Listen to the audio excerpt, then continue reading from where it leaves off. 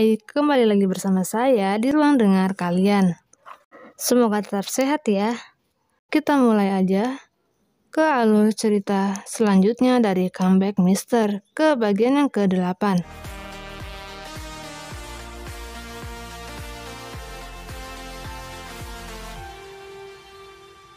Lee Hae-jeon mengungkapkan keinginannya menjadi pengganti Kim Young-soo.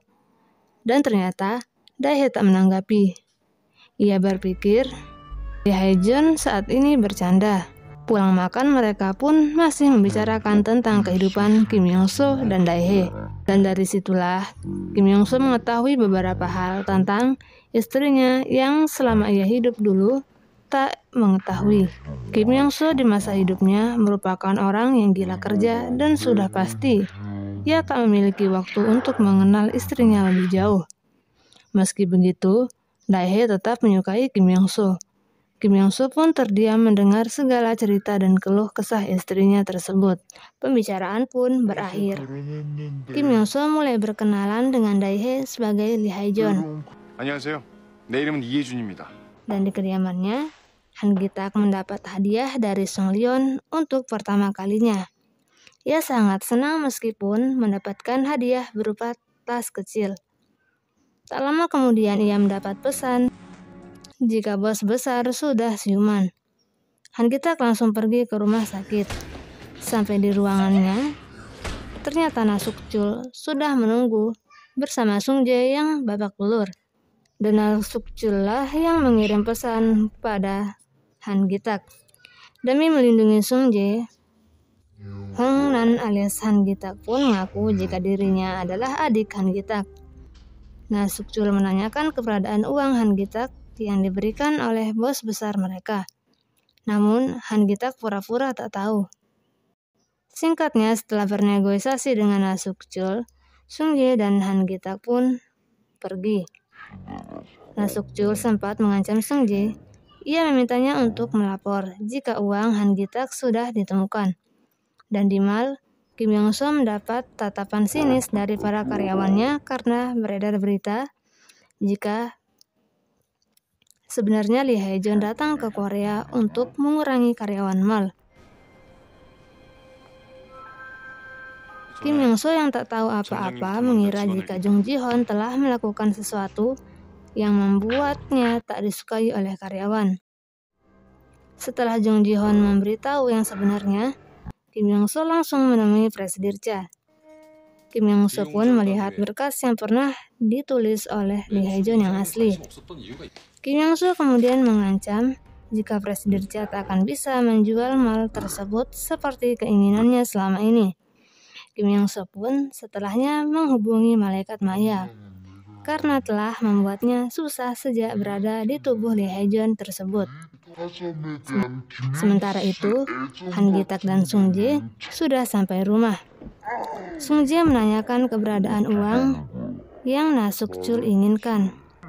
Namun, Han Gi-tak pura-pura tak tahu karena ia mengkhawatirkan keadaan Sung Jae ke depannya.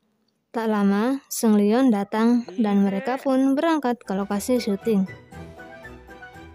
Beralih ke mall. Jung Ji-hoon protes pada Dae-hye karena ia selalu memberi kesempatan pada Lee Hae-jeon alias Kim Young-soo.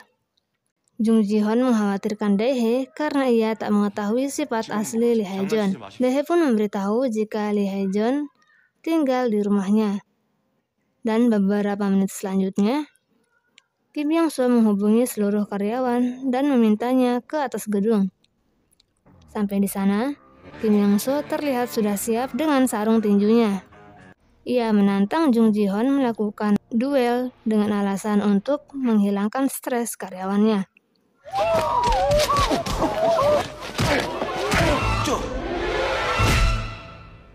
Saat pertandingan berlangsung, Kim Young-soo pun langsung mendapat pukulan dari Jung Ji-hoon.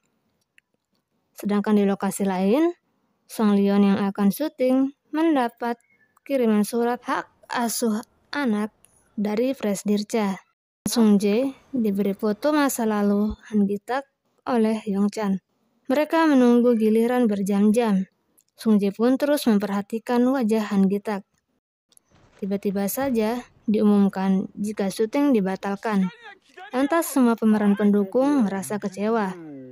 Mendengar ada pemeran remaja yang belum juga digaji oleh sutradara, Han Gi-tak dan Song Leon pun menghampiri sutradara tersebut. Mereka berdua mengancam akan melapor tindakan sutradara tersebut ke dinas pekerja. Sutradara yang takut pun berkata akan segera membayar. Kita beralih ke Mal. Dae-hye diminta untuk segera ke ruang VIP. Dan di dalam terlihat Kim Yong-soo menunggu. Mereka pun bercerita tentang Mal. Dae-hye berkata Mal tersebutlah tempat ia bertemu dengan suaminya. Dan ia memiliki banyak kenangan bersamanya di tempat tersebut. Kim Yong-soo pun berjanji akan mempertahankan Mal yang hampir bangkrut tersebut karena Dae-hye ingin tetap bekerja di sana.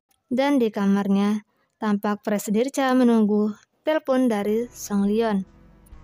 Dan ketika telepon berbunyi, Song Leon hanya berbicara dengan sang anak, lalu mematikannya tanpa memberi waktu untuk Presidir Cha berbicara. Di adegan selanjutnya, Kim Yong-soo dan Han Gi-tak berlatih tinju sambil merencanakan untuk membuat Song Leon kembali terkenal seperti dulu. Sedangkan Dae-hye disibukkan dengan pesanan makanan Kim Yong-soo. Yong-soo mengatakan ia akan kerja lembur. Dan saat mengantarnya ke kantor, Dae-hye juga melihat Han Gi-tak di sana. Setelah mengantar makanan, Dae-hye pun memasuki lift. Tiba saja Kim Yong-soo datang meminta bingkisan yang tadinya hendak diberikan untuk Kim Yong-soo. Kemudian ketika sedang makan, Kim Yong-soo dan Han Gi-tak menyadari jika separuh waktu mereka di dunia sudah terlewati. 벌써 절반이나 지난 게? Han Gi-tak bercerita tentang Song Leon. Namun tiba-tiba Sung Jae datang membawa titipan Song Leon dengan keadaan sangat lesu. Mereka berdua pun kaget karena malaikat Maya menempel di punggung Sung Jae.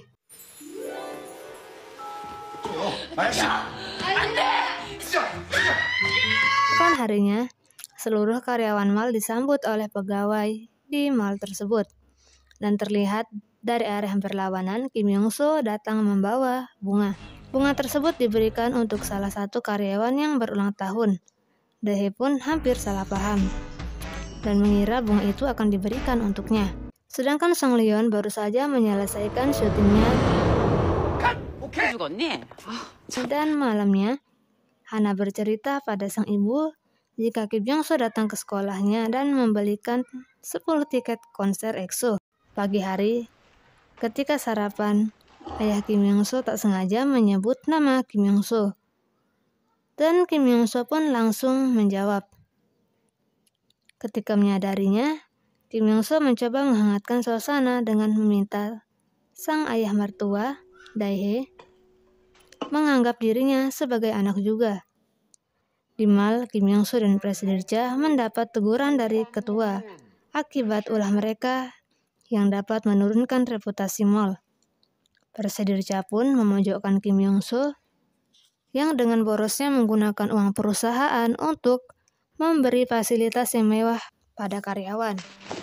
Kim Yong-soo pun bangkit dan menunjukkan rentetan perencanaannya. Kim Yong-soo juga merencanakan akan menggunakan Song Leon sebagai model perusahaan. Meski Song Leon adalah mantan istri Presiden Cha, ketua tetap setuju dengan rencana tersebut. Dan di tempat lain, Han Gi-tak dikejutkan dengan kedatangan Sung Jae yang menunjukkan foto masa lalunya. Han Gi-tak berbohong jika ia telah melakukan operasi plastik, lalu mengambil foto tersebut dan pergi menemui Kim Yong-soo. Han Gi-tak memberitahu jika ia memiliki adik perempuan. Namun ia tak berencana mencari adiknya tersebut. Han Gi-tak berusaha meyakinkan diri jika adiknya pasti baik-baik saja di suatu tempat.